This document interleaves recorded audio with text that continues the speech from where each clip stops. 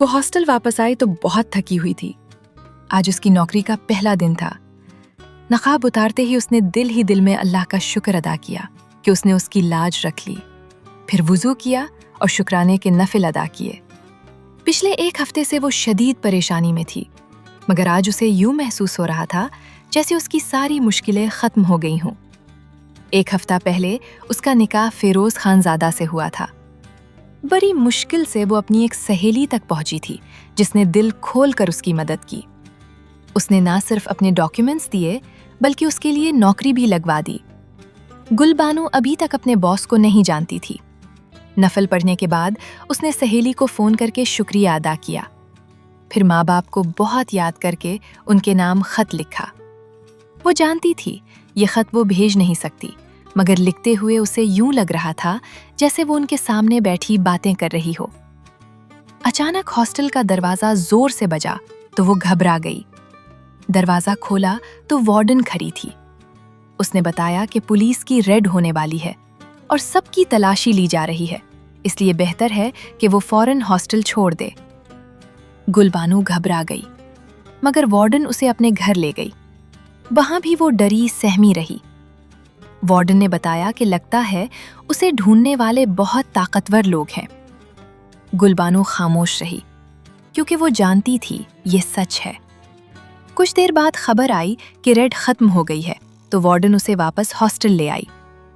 گل بانو ساری رات جاگتی رہی۔ ماں باپ اور چھوٹی بہن کا خیال آتا رہا۔ اگلے دن وہ دفتر گئی مگر جلدی چھٹی لے کر واپس آ گئی۔ اس نے فیصلہ کیا کہ وہ چپکے سے گاؤں جا کر گھر والوں کا حال دیکھے گی۔ سہیلی نے منع کیا مگر گل بانو اپنی بہن کے خیال سے رک نہ سکی۔ وہ شام کو گاؤں کے لیے روانہ ہوئی۔ دل میں خوف بھی تھا مگر یہ سفر ضروری تھا۔ مغرب کے وقت وہ گاؤں پہنچی اور چپکے سے دیوار پھلانگ کر گھر میں داخل ہو گئی۔ ماں باپ اسے دیکھ کر حیران رہ گئے۔ ماں بار بار اس کا ماتھا چومتی رہی۔ کافی دیر رونے کے بعد ماں نے پوچھا کہ کیا وہ ٹھیک ہے؟ تب گل بانو نے بتایا کہ وہ حویلی سے بھاگ آئی ہے۔ ماں باپ کو اب یقین آ گیا کہ سب سچ تھا۔ گل بانو نے بتایا کہ وہ صرف ان کی عزت بچانے کے لیے بھاگی تھی۔ اتنے میں دروازہ زور زور سے بجا۔ گل بانو گھبرا کر نقاب لینے لگی اور پیچھے کے دروازے سے نکل گئی۔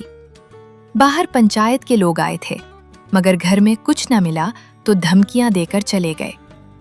ماں باپ روتے رہ گئے اور گل بانو پہاڑوں کے راستے واپس شہر کی طرف چل پڑی۔ راستے میں اسے سب یاد آتا رہا کہ کیسے اس کے بھائی پر الزام لگا کر اسے ونی بنایا گیا تھا۔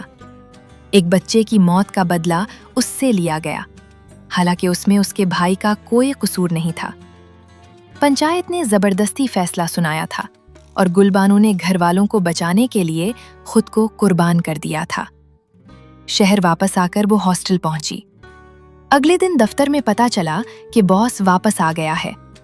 سب لوگ ڈرے ہوئے تھے۔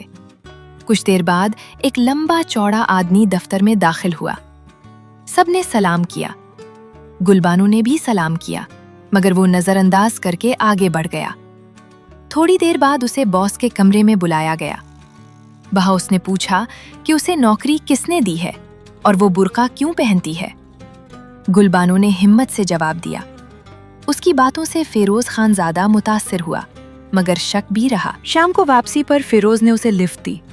راستے میں اس نے ذاتی سوال کیے تو گل بانو نے صاف کہہ دیا کہ وہ اپنی ذاتی زندگی پر بات نہیں کرنا چاہتی۔ اس جواب نے فیروز کو حیران کر دیا۔ اس نے اس کی تعریف کی اور اسے اپنی پی اے بنانے کی پیشکش کی۔ گل بانو حیران بھی ہوئی اور خوش بھی۔ اگلے دن دفتر میں وہ نئے حجاب کے ساتھ گئی۔ لنچ بریک میں وہ نماز پڑھنے گئی۔ وضو کے بعد جب باہر آئی تو اچاتی سے فیروز سامنے کھڑا تھا۔ اس نے غصے میں کہا کہ وہ اسے دھوکہ دے رہی ہے اور وہی اس کی بیوی ہے۔ تب گل بانو کو احساس ہوا کہ وہ بہت بڑی غلطی کر چکی ہے۔ فیروز اسے زبردستی ساتھ لے جانا چاہتا تھا مگر گل بانو نے ڈٹ کر انکار کر دیا۔ وہ وہاں سے بھاگ کر ہاسٹل آ گئی مگر فیروز اس کے پیچھے وہاں بھی پہنچ گیا۔ مجبوراً وہ اس کی گاڑی میں بیٹھ گئی۔ فیروز اسے واپس حویلی لے آیا۔ हवेली में फिरोज ने सबको खामोश करा दिया और गुलबानो को कमरे में ले गया। वहां उसने पूछा कि वो क्यों भागी थी। गुलबानो ने साफ कह दिया कि वो जुल्म बर्दाश्त नहीं कर सकती और वनी की रस्म खत्म करना चाहती है। दोनों में तल्ख कलामी हुई। इसी दौरान फिरोज की मां आ गई और उसने फिरोज को डांट कर गुलबानो से माफी मंगवाई। बाद में फिरोज ने सच बताया कि वो गुलबानो को बचपन से जानता था और वो उसकी पहली मोहब्बत थी। सारी बातें गलत फहमी और हालात की वजह से हुईं। उसने वादा किया कि वो वनी की रस्म हमेशा के लिए खत्म कर देगा।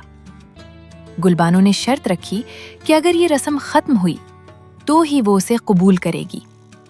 फिरोज ने वादा किया। आखिरकार गुलबानो को यकीन हो गया कि अब उसकी जिंदगी बदलने वाली है। उसके चेहरे पर हल्की सी मुस्कुराहट आ गई और उसे लगा कि शायद अब उसे सुकून और खुशी नसीब होने वाली है। अगर आपको ये कहानी पसंद आई हो तो हमारे चैनल को लाइक और सब्सक्राइब करें और बेल आइकन ऑन करें ताकि हमारी अगली कहानियां आप तक वक्त पर पहुंच सकें।